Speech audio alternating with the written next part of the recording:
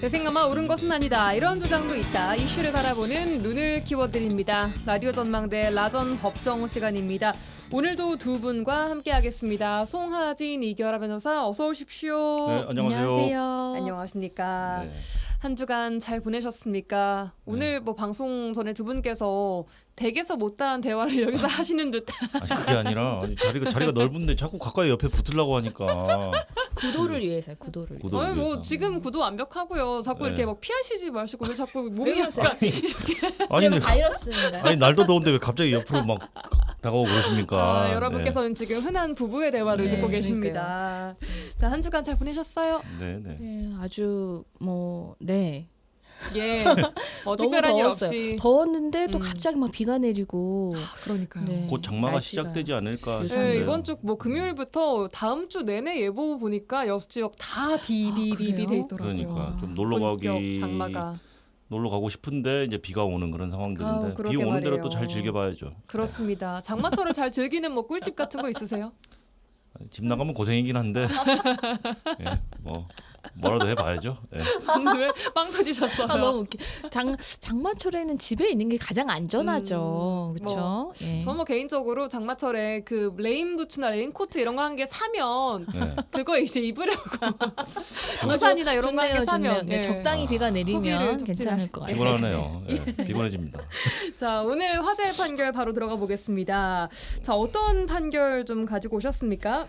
참 우리 사회의 이 보이스피싱이 정말 끊이지가 않고 있는데요. 뭐 그 수법도 그렇고 아주 뭐 고전적인 수법도 여전히 지금 많은 사회적인 문제를 일으키고 있습니다. 오늘은 이제 대법원 판결을 하나 가져왔는데 예. 이제 이 보이스피싱 조직원들에게 속아서 이제 이른바 현금 수거책을 맡게 된 이제 피고인의 사건인데요. 이제 대법원에서는 아무리 뭐 본인이 조직원들에게 속아서 그런 수거 업무를 했다고 하더라도 예. 공범으로서 보이스피싱 처벌이 가능하다라는 이제 판결을 좀 하나 가지고 나왔습니다. 뭐 새로운 판결은 아니고 예. 이 사건을 좀 이제 주목해야 되는 것이 1심에서는 유죄가 인정이 됐었는데 2심에서는 이제 고의를 좀 인정하기가 힘들다 해서 무죄가 나왔던 것을 대법원에서 다시 아니다. 이 사건을 면밀히 살펴보면 충분히 그 사기의 고의성, 그러니까 미필적 우리가 고의라고 하는 것을 예. 인정할 수 있다라고 해서 이제 유죄 취지로 다시 파기한 사건입니다. 예, 조금 더 자세히 보겠습니다. 이 보이스피싱 범죄가 갈수록 정말로 정교해지고 있고 말씀하신 이 사건은 범죄에 연루된 돈을 사기 조직에 전달하는 네. 수거책 역할을 했던 그 사람이 이제 대법원에서 유죄 취지로 판결을 받았다라는 내용인데 네. 이 해당 사람을 A씨라고 칭했을 때 어떻게 해서 일을 하게 됐는지부터 조금 들어볼까요? 일단 이 사람은 구직 사이트를 통해서 이력서를 등록을 했어요. 나 일을 구한다라고. 예. 그랬더니 얼마 뒤에 자신을 비급여 대행 소속 팀장이라고 소개하는 범죄 조직원으로부터 연락을 받고 이제 뭐 하는 업무에 대해서는 퇴직금이라든지 이런 서류를 의뢰인에게 전달하는 일을 해주시면 됩니다라고 이제 해서 아 그래요 그럼 그런 일을 하겠습니다라고 해서 보이스피싱이나 뭐 범죄 전혀 관련 아니었죠. 언급은 전혀 하지 않았고요. 네, 그래서 이제 그 취직을 하면서 근로계약서도 썼고 그 월급도 10원 단위까지 다 썼다고 해요. 그러니까 그 우리가 범죄 조직이 아니라 진짜 멀쩡한 어떤 회사인 것처럼 꾸민 거죠. 예. 그래서 그건 가짜였던 거예요? 근로계약서는? 그렇죠. 사실은 그런 건 다 이 사람을 꼬드기기 위한 수단이었다라고 봐야겠죠. 그래서 예. 첫 3, 4일간은 퇴직금 정상 명세서를 고객의 집으로 배달해주는 진짜 그런 일을 했다고 해요. 근데 예. 그 뒤부터는 텔레그램을 통해서 지시를 받고 현금 수거 업무를 했다고 합니다. 그래서 이제 이게 재판에 붙여지니까 자신도 모르는 인물들의 부탁으로 왔다 뭐 이런 식으로 하면서 피해자들로부터 현금을 받아서 이제 갔을 뿐이다. 나는 예. 실제로 속인 적도 없고 뭐 피해자들을 속이는 전화를 한 적도 없고 이런 일이 이루어지는지도 몰랐고 나는 그냥 지시받고 현금을 수거만 해갔기 때문에 이 사기 범행인지 몰랐다라고 항변을 했는데 그 결국에는 대법원에서는 이런 주장을 받아들일 수 없다라고 판결을 한 거죠. 그렇습니다.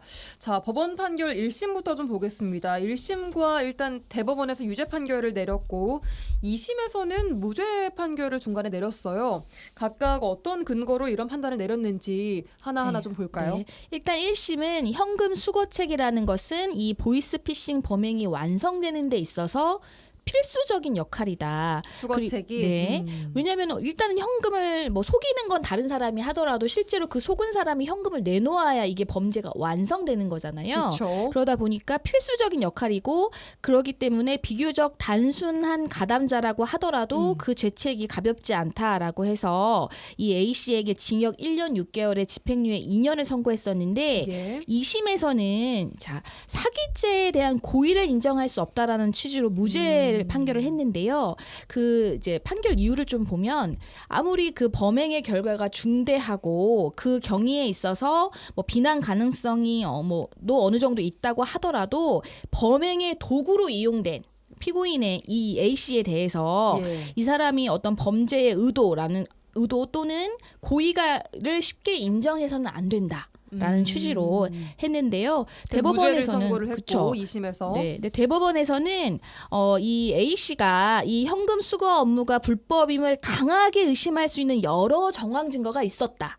실제로 왜냐하면 A 씨가 실제로 자기에게 이런 현금 수거 업무를 지시한 사람에게 이거 좀 불법적인 거 아닌가요라고 묻기까지 했다고 해요. 그러니까 본인도 뭔가 자기가 하는 일이 좀 이제 일반적이지는 않다라는 걸 분명히 인식하고 스스로 있었다는 의심이 거예요. 들었던 거네요. 네. 그리고 실제로 이 사람은 자수도 합니다. 나중에는 자수를 자기가 보이스피싱 현금 수거책을 다룬 영상을 보고 본인이 자수함으로써 이제 이게 끝났는데요. 그러니까 내가 네. 지금 하고 있는 일이 이 수거책 역할이구나를 강하게 의심을 네. 하고 자수를 한 거예요. 네, 그때는 예. 이제 근데 이미 벌써 8명의 피해자가 발생한 상황이었고 그 피해액이 1억 6,900만 원에 달하는 상황이었어요. 그래서 예. 이제 대법원에서는 이 A 씨가 충분히 내가 하고 있는 업무가 이거 좀 불법적이다라고 의심할 만한 여러 정황이 있었다라는 거예요. 예. 그럼에도 불구하고 별다른 꺼리낌 없이 업무를 해왔다면 처벌 대상이 된다라는 거죠. 그래서 이제 그런 취지로 파기를 한 것입니다. 예. 그러니까 종합을 해보면은 내가 하는 일이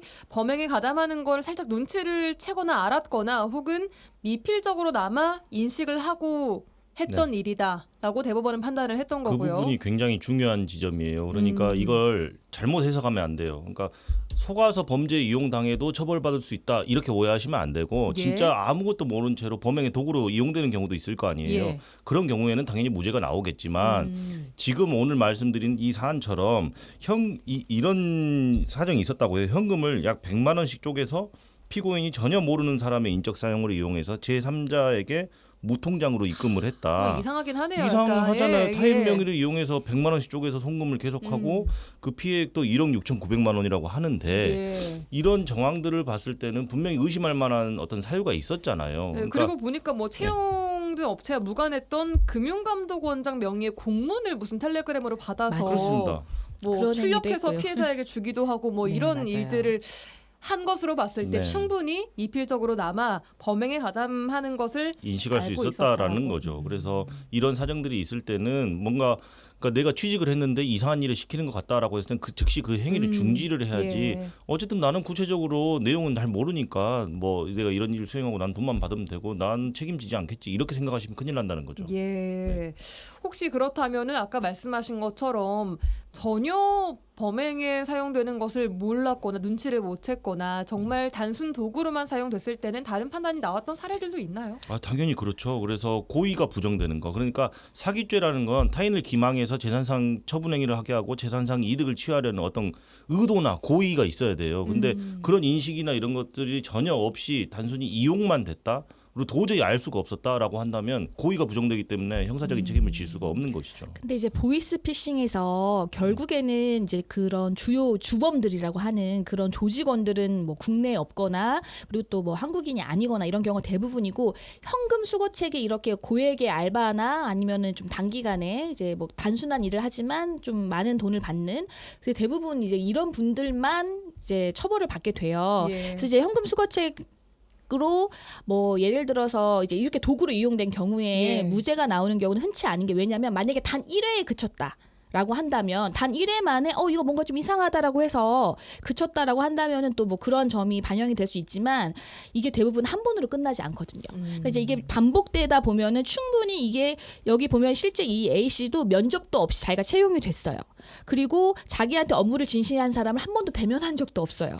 그럼 이거 보면은 그리고 이 사람은 사회생활을 10년간 했다라는 점도 판단 근거가 됐어요. 그럼 이 정도의 사회생활 해본 사람이 만약에 아예 사회생활 안 해봐서 전혀 몰랐다라고 한다면 어떤 그런 무지에서 이런 거를 몰랐다라는 게 어느 정도 인정이 되지만 이런 정도의 사회생활을 한 사람이 이렇게 좀 정상적이지 않은 업무 지시를 의심하지 않았다라는 게 거기에서 이제 미필적 고의를 인정한 것이거든요. 의심을 했음에도 9차례에 걸쳐서 이것을 네, 이미 맞아요. 진행을 했었고. 그렇습니다. 그러니까 실무상 그 현금 수거책인데 나는 전혀 몰랐다라는 이유로 빠져나가서 무죄를 받기가 거의 불가능에 그렇죠. 가깝다고 보이스피싱은 보시면 거의 돼요. 불가능하다고 그러니까 어렵습니다. 확실한 것은 네. 일을 하다가도 뭔가 내가 미심쩍거나 좀 이게 불합리한 일인 것 같다, 뭔가 옳지 않은 일 같다라고 생각 들 때는 그 즉시 맞아요. 그렇죠. 멈추고 중단해야죠. 신고를 네. 해야 된다는 점. 네.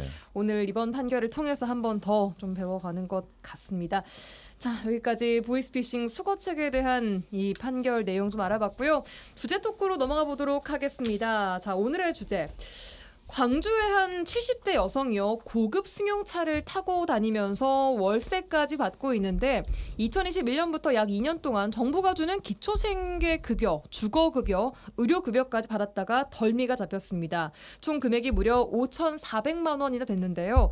화가 나는 얘기가 아닐 수가 없습니다. 꼭 필요한 곳에 가야 할 이 피 같은 세금을 얌체처럼 양심을 속이고 받아가는 일이 점점 많아지고 있는데, 지난해 자료를 보니까 사회보장급여를 부정수급한 사례가 그 전해에 비해서 무려 44%나 늘었고요. 작년 상반기 부정수급 환수금의 70%가 복지 분야에서 발생했습니다. 이게 뭐 도덕적 해이의 문제일까요? 아니면은 뭐 제도 미비의 문제일지 오늘 이 시간에 한번 이야기를 해보겠습니다. 우선 준비된 꽁트부터 듣고 오시죠. 아따 날이 겁나게 더워져 버렸구만. 예, 시원한 냉수 한 잔만 주시죠. 아이고 어디서 뭘 하고 왔길래 이리 땀이 한 바가지요. 아니 그 기초생활수급자들 나라에서 나오는 쌀 갖다 주고 오는 길이요. 예, 쌀이 무겁긴 좀 무거운가. 아따 이거는 먹을 사람이 직접 와서 갖고 가면 좋겠구만. 아이고 금은 이장이 뭔 소용이다요. 그런 일을 하라고 맡겨놓은 일인 게 암소리 말고 하세요. 근데 아까 보니까 저 집에서 나오더만 그 집에도 쌀 갖다 줬어? 아니 그러지. 그 여기 명단이 다 있으니까. 아니 그 집도 기초생활수급자라고 그래서 쌀 갖다 주고 왔지. 아이고 그 집이 기초생활수급자면 나 같은 사람은 거지겠네. 서울역 앞으로 가야 쓰겠구만. 아니 그 사람 타고 다니는 차 안 봤어? 그것이 나는 잘 모르는데 외제차라 그러지만.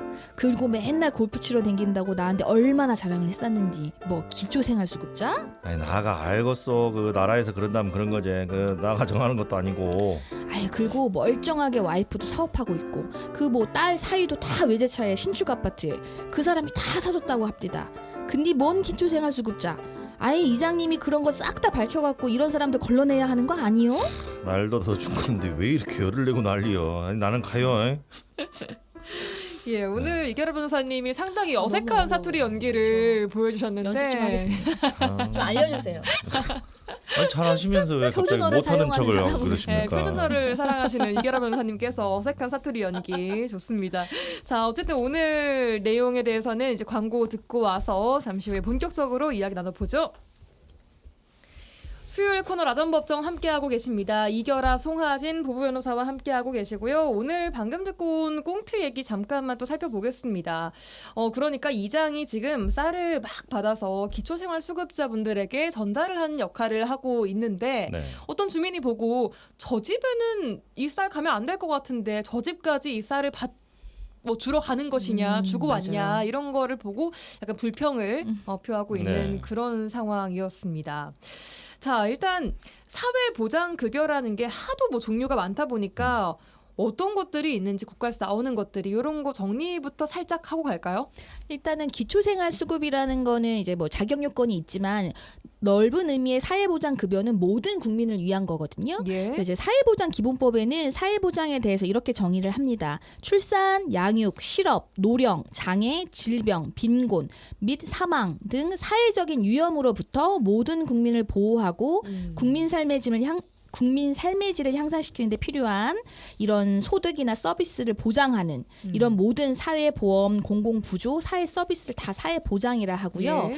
그 사회보장급여는 이러한 거를 제공하는 거를 말하는 거예요. 그래서 뭐 우리 흔하게 뭐 아이 돌봄 서비스를 이용하는 뭐 소득 수준과 상관없이 이런 것도 다 넓은 의미의 다 사회보장 급여입니다. 예. 근데 이제는 특히 좀 문제가 되는 것들은 특별한 자격 요건, 엄격한 자격 요건을 원하는 그런 거에 있어서 이제 부정수급이 문제가 되는 것이죠. 예, 네. 이렇게 사회보장 급여를 부정수급하는 일이 꽤 늘어나고 있다고요. 그래요. 그 요즘에도 그런 기사로 자꾸 이런 일들을 접하다 보니까 뭐 그런 것들이 자꾸 느껴지는데 사실 통계자를 보고 좀 놀랐어요. 보건복지부에 따르면 지난해 기준 복지 등을 통해서 접수된 사회보장급여 부정수급 신고가 3,140건으로 그러니까 건수가 많다기보다도 지난해 2,100건에 비해서 약 거의 1,000건 가량 그러니까 한 50% 정도 증가했다고 해요. 이 정도 수치면 사실 1년 만에 거의 50% 정도 증가한 폭발적으로 증가한 거거든요. 그래서 이런 사례들이 계속 많이 적발이 되고 있는 것도 있고 이런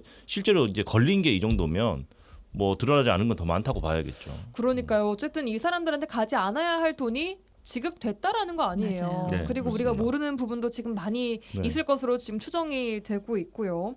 자, 부정수급하는 방법도 가지가지입니다. 어떤 사례들이 좀 있을까요? 일단은 아까 이제 송 변호사가 말씀한 그 이제 부정수급은 이제 신고 건수만 그렇게 하는 건데 예. 대부분의 이제 부정수급 사유는 뭐냐면 처음에는 그 수급 자격 요건을 맞췄어요. 그런데 그 후에 이제 어떤 변화가 생겼을 때는 그 부분에 대해 신고를 해서 내가 이제 더 이상 수급 자격이 안 된다거나 이런 걸 해야 되는데 내가 이제 소득이 발생하면 신고를 안 하는 거죠. 왜냐하면 이제 그동안 소득은 소득대로 내가 얻고 이제 수급도 그대로 유지를 하고 싶어서 수급자는 자신의 거주 지역이나 세대의 구성 또는 임대차 계약 내용이 변동되거나 아니면 수급권자 자신의 소득 그리고 재산에 관한 사항 뭐 상속을 받는다거나 아니면은 수급권자의 가구 특성 등 자기의 어떤 생활 실태에 관한 상황에 변화가 생겼을 때는 지체 없이 그걸 이제 보장해 주는 기관에 신고를 하여야 되는데 예. 이제 이걸 안 하는 거죠. 그래서 처음에는 요건을 충족하다가 어느 순간 그 요건이 안 됐는데도 신고를 안 하고 몇 년 동안 그냥 계속 수급을 하는 거죠. 네, 그러니까 본인이 자격 요건을 처음부터 속인 경우도 있겠지만 처음에는 자격 요건이 됐다가 나중에 자격 요건이 안 되는 경우로 바뀔 수가 있잖아요. 예를 들자면 근로 능력이 없다라든지 소득이 없었는데 나중에 소득이 생겼어요.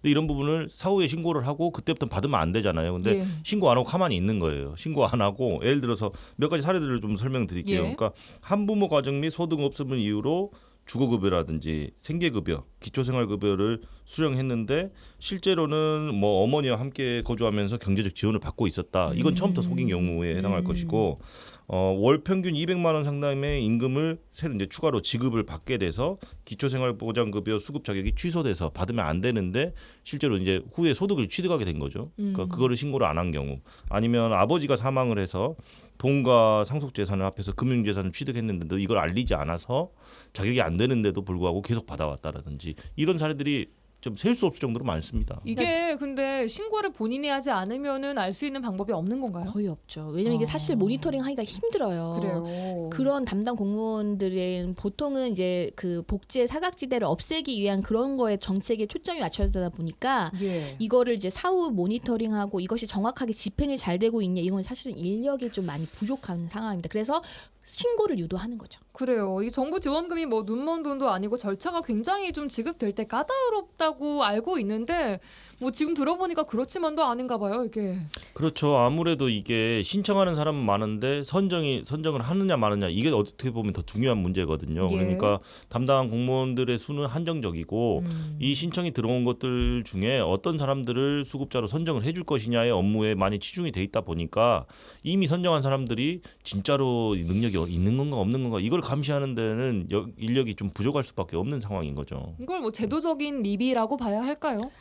일단은 제도적인 이제 아무래도 복지가 사실 굉장히 중요해지잖아요. 계속. 점점 그런데 더. 네. 예. 그 복지의 초점이 아까 말씀드린 대로 사각지대를 없애는 정책으로 좀 초점이 맞추지다 보니까 이 부정수급에 어떻게 억제할 거냐 이것만을 이제 뭐 전담으로 관리하는 이런 거에 대한 좀 인력이 좀 많이 부족하다라는 지적이 계속 있어 왔어요. 그래서 예. 이제 그 부분에 대한 벌써 작년 지금 아까 말씀하신 대로 44%가 늘어났다고 하니까 사실 이거는 신고 건수가 늘어난 거기 때문에 이제 그 더 알려지지 않은 이제 이런 것들이 많다라는 얘기거든요. 그러니까 이걸 또 이제 전담해서 이런 어떤 부정수급의 문제를 근본적으로 해결할 수 있는 그런 제도가 더 필요한 데다가 막 이제 뭐 말씀한 도덕적인 해답 당연히 있는 것이죠. 내가 이제 부정수급 사실은 금액이 엄청 크지는 않아요. 어떻게 보면 근데 이것이 계속 몇 년 누적되다 보니까 그냥 이게 특별히 모니터링도 안 되고 내가 그냥 자진해서 얘기하지 않으면 그냥 계속 받을 수가 있는 거예요. 그러다 보면은 그냥 굳이 하지 않는 거죠. 그래서 그런 도덕적 해이까지 겹쳐지니까 이제 이게 사회적인 비용만 오히려 더 증가하게 되는 것이죠. 네. 저는 딱 그 지금 이해가 잘 안 되는 게 일을 하기 시작해 소득이 이제 신고가 자동으로 올라가는 거 아니에요? 그러니까 다른 사람 통장으로 받는 거죠. 급여 그러니까 같은 거를 다른 사람 통장으로 받거나 방법은 여러 가지가 있어요. 그러니까 타인 명의의 카드, 신용카드나 뭐 체크카드로 돈을 펑펑 쓰고 다니는데 뭐 타인 명의면 이게 잡을 방법이 없잖아요. 그럼 그런 경우들이 있겠죠. 그러니까 본인 이름 앞으로 들어온 소득만 없게 계속 맞아요. 유지를 네. 불법적으로 재산을 갖지 합법적으로 않는 하는 거죠. 거예요. 네. 맞습니다. 자, 저희가 그 주제 오프닝에서 언급했던 사례 한번 보겠습니다. 70대 여성이 기초생계급여 등을 부정수급한 혐의로 집행유예까지 선고를 받았습니다. 이렇게 실형이 선고되는 사례가 오늘의 사례긴 했는데 이런 경우들이 좀 많습니까? 일단 이 사례 좀 볼까요? 일단은 이 사례는 실제로 이제 이게 국민기초생활보장법 위반 및 사기로 보통 기소가 돼요. 왜냐하면 사기는 뭐냐면 사기요? 왜냐면은 그 수급권을 이제 수급권자가 자기 내 수급 대상이다라고 하면서 그 담당 공무원에게 어떤 관련 서류 같은 걸 내는 거잖아요. 그걸 이제 뭐 갱신을 하거나 할 때도 예. 그러니까 그 공무원을 속인 거잖아요. 공무원에게 내가 여전히 수급 자격이 유지되는 것처럼 속였기 때문에 사기 및 국민기초생활보장법 위반입니다. 예. 그래서 보통은 벌금형은 안 나오고 거의 대부분 이제 집행유예가 나오는데요. 이 사안 최소 실형이 나오는 거죠. 네, 이 사안은 징역 8개월에 집행유예 2년이 나왔는데 예. 이 사안 같은 경우에는 이분은 이제 사실혼 관계 남성으로부터 이제 주거지에 대한 월세를 지원받고 있었고 또 본인 자식에게 이제 자식으로부터도 생활비를 받았으면서 이거를 복지당국에 신고하지가 않은 거예요. 신고하지 그러니까 않은 거예요. 그 사실을. 처음에 기초생활수급자가 됐을 때는 그 네. 자격 요건이 됐지만 네, 네. 바뀌었는데도 이걸 신고하지 네. 않은 사례로 그렇습니다. 봐야겠죠. 그리고 네. 또 이제 중고로 구입한 뭐 이제 고급 승용차를 이제 지인 명의로 등록해서 몰고 다닌 겁니다. 그래서 재판부는 이 피고인에 대해서 준법 의식을 찾기 어렵다. 다만 부정하게 수급한 금액에 대한 환수 조치가 이루어질 것으로 예상되는 점을 참작해서 집행유예를 선고한다. 만약에 이제 이게 환수도 거의 안 될 상황이라고 했다면은 이제 집행유예가 아니라 이제 정말 감옥으로 가는 형이 선고됐을 가능성이 큰 사안이었습니다. 이 국민기초생활보장법에 그 거짓이나 그 밖에 부정한 방법으로 급여를 받거나 아니면 다른 사람으로 하여금 급여를 받게 하는 경우에 1년 이하의 징역 아니면 1천만 원 이하의 벌금 등에 처할 수 있게 돼 있습니다. 예, 그래서 상당히 뭐 네, 맞아요. 실형부터 시작을 하는 사례들이 많은 것 같아요. 굉장히 예. 중요한 케이스도 하나 있는데 짧게 설명드리면 25년 동안 휠체어 연기를 한 70대 남성이 보험금 18억을 챙기고 징역 3년 6월을 선고받은 케이스도 있습니다. 그러니까 이것도 뭐 이 노력이 가상합니다. 굉장히 열심히 휠체어 노력을 연기, 하시긴 예. 했는데요. 처음에 공사 현장에 다쳐서 하반신 마비 판정을 받고 그때는 자격 요건이 됐어요. 근데 추후에 증상이 나아져서 목발 짚고 걸어 다닐 수 있는 정도는 됐는데 계속 휠체어를 타고 다니면서 연기를 한 거죠. 그래서 받은 12억 원을 액수가 부정수급해서 어마어마하네요. 3년 6개월의 실형을 선고받은 사례도 있습니다. 예. 네. 자, 이렇게 부정수급을 막기 위해서 신고포상금 제도도 도입했다고 들었는데 간략하게 설명을 좀 해주실까요?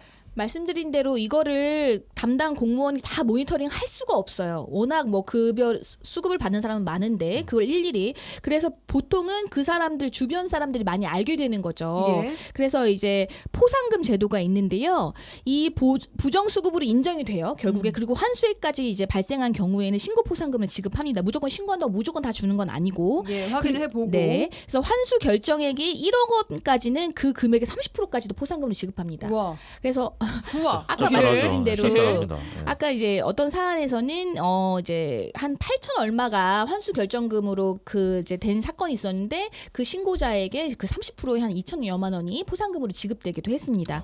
그리고 그래요. 네, 1억 원이 초과가 되면 그 초과 금액의 4에서 4%에서 20%까지 추가 지급도 된다고 합니다. 그러니까 이게 장려할 수밖에 없는 거예요. 이게 왜냐하면 일일이 다 조사할 수가 없는 거고 작정하고 속이는 것들은 찾을 수가 없어요. 근데 주변에서 적극적인 신고로 아, 저 사람은 기초생활수급 대상이 아님에도 불구하고 하고 있습니다라고 하면 조사를 해가지고 실제로 이제 환수 조치까지 나가는 경우에는 이렇게 포상금을 지급하고요. 신고자에 대한 비밀 당연히 보장 가능합니다. 익명으로도 신고가 가능합니다. 그래서 예. 이제 이런 부분들이 있습니다. 여러분 네. 신고 포상금 퍼센트 들으셨죠? 어마어마합니다. 환수 금액의 네. 30%입니다. 1억이 환수되면은 3천만 원을 맞습니다. 포상금으로 가져갈 수 네. 있는 것이기 때문에 주변 지인들이나 혹은 뭐 주변에 진짜 이런 사례들이 있으면은 주저하지 마시고 신고를 해야겠습니다. 이거 불법적인 거니까요. 당연히. 당연하죠. 예, 네. 예. 자, 마땅히 정말 사회 구성원으로서 지원이 필요한 분들에 대한 그 오해의 시선은 좀 없어야겠고요. 그러기 위해서라도 이런 양심 없는 행동들은 사라져야 될 것 같습니다. 마지막으로 신고 방법 좀 들어볼까요? 네, 신고 방법도 어렵지 않아요. 예. 복지로 홈페이지에 들어가면 복지로. 예, 예. 부정수급 신고하기 메뉴가 있어요. 여기서도 바로 신고가 가능하시고 예. 보건복지부에 신고하는 방법도 가능하고 아니면 타부처 뭐 국민권익위원회라든지 이런 부처에 신고하는 것도 가능하고요. 우편이나 팩스를 통한 신고도 가능하니까요. 굉장히 신고 자체가 쉽습니다. 그러니까 예. 열심히 신고하셔서 포상금 받아가시기 바라겠습니다. 신고할 일이 없는 게 제일 좋은데요. 그럼요. 네, 이런 양심 없는 일단은, 행동들이 네. 사라지는 것이 맞아요. 최우선이겠지만 혹시나 이런 걸 발견하시면은 적극 또 신고도 필요해 보입니다. 여기까지 듣겠습니다. 라전 법정 송하진 이결아 변호사 두 분과 함께했습니다. 고맙습니다. 네, 감사합니다. 감사합니다.